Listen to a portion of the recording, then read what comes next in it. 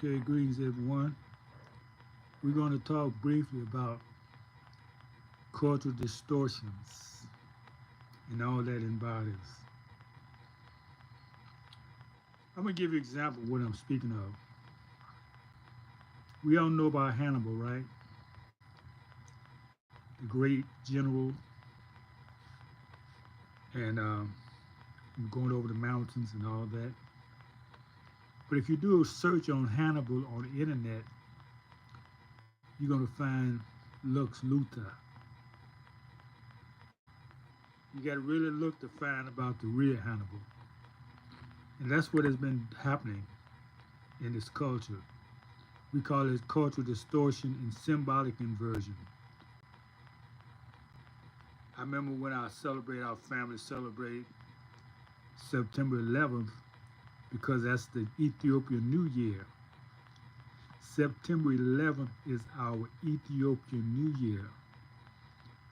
Through cultural inversion, symbolic inversion, now it's the date of the blowing up of the Twin Towers. You see? You see how they use these dates, these cultural distortions to affect us. These things just happen by happenstance. These are happen on specific days. There's many more we're going to talk about in this class. This is done through media, film, propaganda, and social conditioning, and is used to erase, mock, invert, or overwrite the original sacred, historical, and ancestral significance. Okay, let's get into it. How you like my new format here? I think it's pretty cool. Okay, we're gonna give you some examples here of distortions. Distortions. Let's look at this symbol. I'm gonna show you a symbol that you're very well familiar with.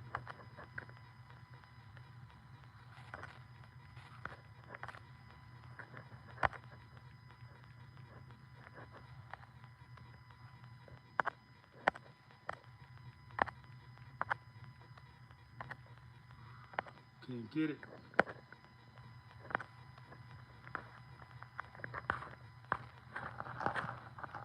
Just a minute. I'm gonna get it. Okay. Remember these symbols? They call it a swastika. You know, this symbol originally meant prosperity in Hindu, Jainism, Buddhism, and ancient African cultures. Even in Mesoamerican culture, this symbol was hijacked and turned into a hate symbol. This is what I'm talking about, cultural distortion. And we got to root it out because that's what's happening all over. The culture being distorted. Now let's get back to my original.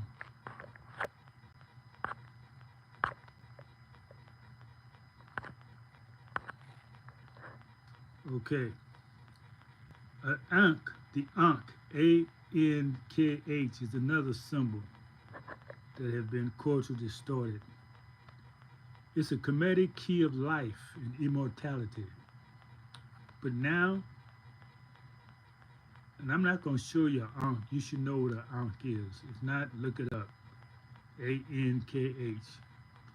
Now it's turned into a Gothic fashion symbol. Stripped of its meaning, now it's pop culture because everybody wears it, taking away its significance.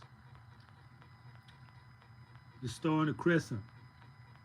The star and the crescent was used for celestial navigation. It's a symbol and is sacred to many ancient cultures, but it's been misused now.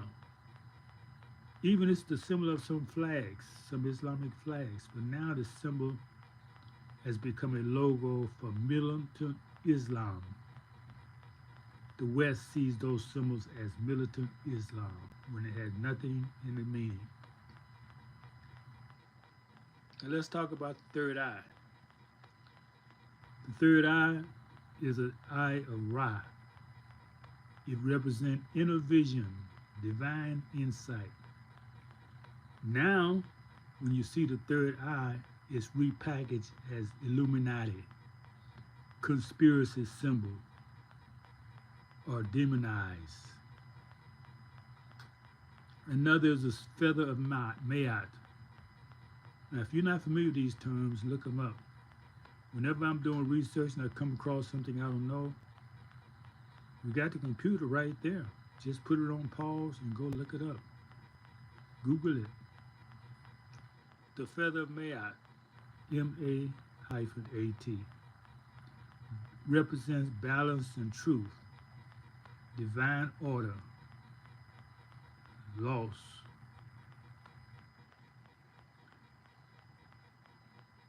Now it's in the same sign as being outside Afrocentric studies. But that's the balance of Egyptology. Feather of Mayat. If your heart weighed more than a feather, then you went to the netherworld. But now it's trivialized as part of African studies. Now here's a big one. We're all familiar with the pyramid. The sacred structure aligning with the stars and metaphysics. Now, when you see the pyramid, it's reduced to conspiracy or alien theories. In other words, the pyramids now is trying to reduce it from its significance in an ancient origin to being demonized as an alien or conspiracy theorist. Baphomet. You know Baphomet? That's represent balance because its male and female form represents balance. It's an ancient symbol of balance, of opposites. Now people who are unlearned, they say, oh, that's a satanic symbol. And they panic over the symbol. But that's not what it is. Again, Baphomet is an ancient symbol of balance of opposites. Hollywood have demonized it as satanic. The snake and the serpent. You remember most people first introduced to the snake or the serpent in Genesis chapter 3. The snake is a symbol of healing, Kundalini energy. Even the DNA is a helix. And it represents cyclical wisdom. But now, the snake is associated with evil, deception, and danger. We're talking about cultural distortions. We got a couple of more we're going to talk about. The obelisk. Remember the obelisk? Obelisk is just a straight stone. It's a phallic symbol. It represents solar and resurrection of the ancient Kemetic. And you see them in DC and Vatican as architect. Now it's associated with the occult or satanic. And then we have fire. We know fire is an element of purification and transformation. That's why the farmers around the world knew when to burn their crop to refurnish the soil. America didn't know how to do this. This is one reason why they had the dust storm. They didn't know how to transform and purify the soil through, through fire. Now, fire is portrayed as only as destructive. They call them demon fires or monster fires or killer fires, disrupting the natural meaning of the word in its religious context. So we're doing a deep dive in these distortions and symbols that has been done against our culture. And we're going to bring you more of this. Let me know in the comments, those of you who like this content and want more of it.